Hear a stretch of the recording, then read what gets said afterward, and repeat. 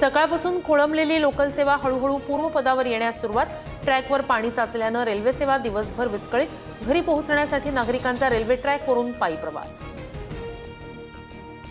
वसई विरार नालासोपारा पालघरमध्ये पावसाचा कहर।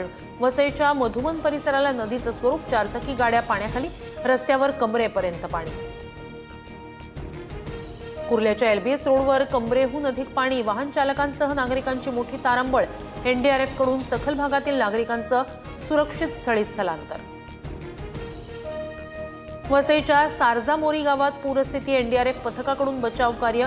आतापर्यंत 150 नागरिकांना सुरक्षित स्थळी हलवलं। मिठागरमध्ये अडकलेल्यांनाही सुरक्षित बाहेर काढलं। ट्रॅकवर पाणी साचल्यानं रेल्वेची सेवा विस्कळीत। कुर्ल्यात एमएसएफच्या जवानांनी लोकांना ट्रेनमधून शिडी टाकून सुरक्षितरित्या खाली उतरवलं।